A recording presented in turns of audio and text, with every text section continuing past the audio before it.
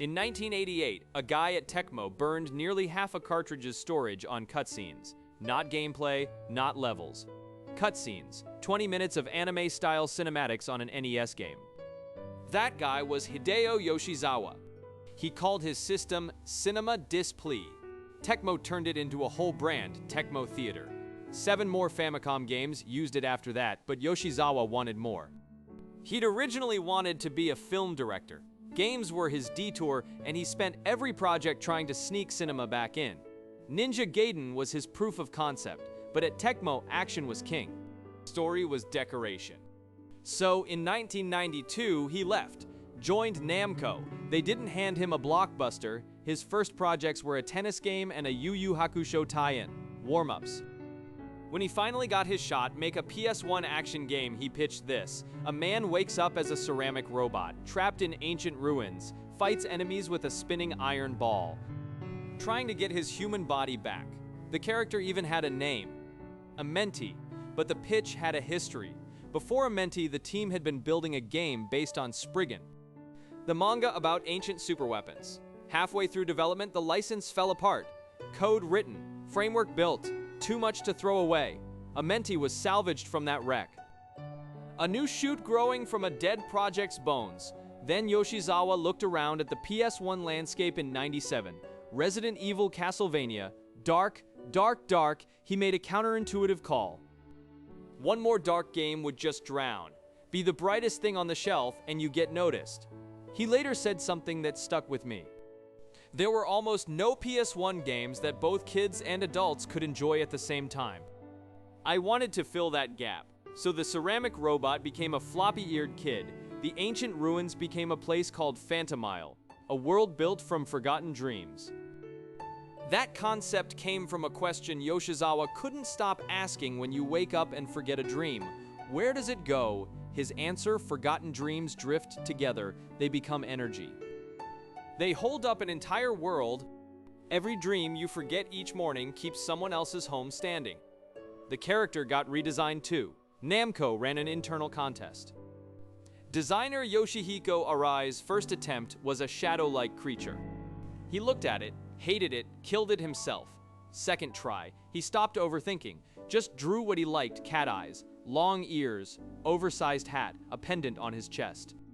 Klonoa, Arai said the first things you notice about someone are their eyes and their silhouette. So he pushed both to the extreme. When Namco saw the design, the reaction was immediate. Nintendo has Mario, Sega has Sonic, Sony just signed Crash Bandicoot. Finally, we have ours at Tokyo Game Show '97. They hired someone to walk the floor in a Klonoa suit. First time Namco had ever done that for a character. The gameplay had its own trick. 3D environments, but you move on a 2D path. The path curves, loops, climbs. What you see in the background isn't a painting. Walk a bit further, and you're actually there. This approach later got a name, 2.5D. Klonoa was one of the first to push it this far. Yoshizawa put it simply, I didn't want 3D to just look good. I wanted it to be useful. Combat was clever too. You don't stomp enemies. You don't slash them. You grab them, inflate them like balloons, throw one down, double jump, throw one forward, attack. Throw one at a specific spot. Puzzle solved. One button, 3 functions, and there's a hidden layer. In Japanese, the word for inflating something also means to expand a dream. You're not inflating enemies, you're expanding dreams. Yoshizawa baked a pun into the core mechanic. Then came the ending. Spoilers, you think you've played a fairy tale? Save the princess, beat the villain, time to go home, but Klonoa can't go home because he never had one. His memories were implanted by his partner. His grandfather wasn't his grandfather. He was a hero borrowed from somewhere else. Job done, time to disappear. He grabs his partner's hand and holds on, but the light pulls him in anyway. When voice actress Kumiko Watanabe recorded that scene, the staff in the booth couldn't hold back tears. A game that looks like it's made for children told a story about saying goodbye, not because you stopped caring, because you were never supposed to be here in the first place. December 11, 1997, Klonoa ships, first week in Japan, 51,000 copies, 4th on the charts. But 1997 on PS1 belonged to someone else. January 31st, Final Fantasy VII.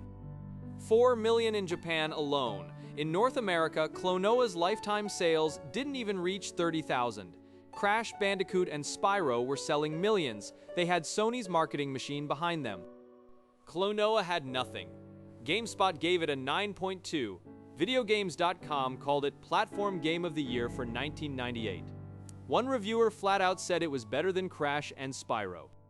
But scores don't fill shelves. Namco won Best Character at the 1997 Japan Game Awards, and then nothing happened. The mascot dream didn't survive its first winter. A PS2 sequel came, 2 GBA games all reviewed well, none sold well. In 2005, Namco merged with Bandai. The new company's vice president said Klonoa had a loyal fan base, worth reviving. Yoshizawa's eyes lit up. He wanted to make an entirely new game, a real third entry, but the Bandai side said it was too expensive. The compromise, remake the original for Wii first. If it sells, greenlight the sequel. The Wii remake launched in 2008, first week in Japan, 5,800 copies, planned dead on arrival. The sequel was canceled, the new game was canceled. The entire franchise went into the freezer, Yoshizawa said publicly. I would really love to make a brand new Klonoa. He waited 8 years. It never came. In 2016, he left Bandai Namco, went freelance for a while. In 2020, he took a teaching position at Tokyo Polytechnic University, the father of Ninja Gaiden, the father of Klonoa. Over 50 games on his resume, his final title, University Professor. In 2022, Bandai Namco released an HD remaster collection, first week in Japan, 10,000 copies. Before that, someone had leaked a Klonoa redesign, edgier, cooler, more international fans erupted. The redesign was scrapped, the floppy ears survived. But the franchise didn't. Klonoa has existed for 25 years, but it never truly lived, just like its own ending. A borrowed hero. Job done. Time to vanish. No matter how badly you want to stay. Subscribe. Next one's coming soon.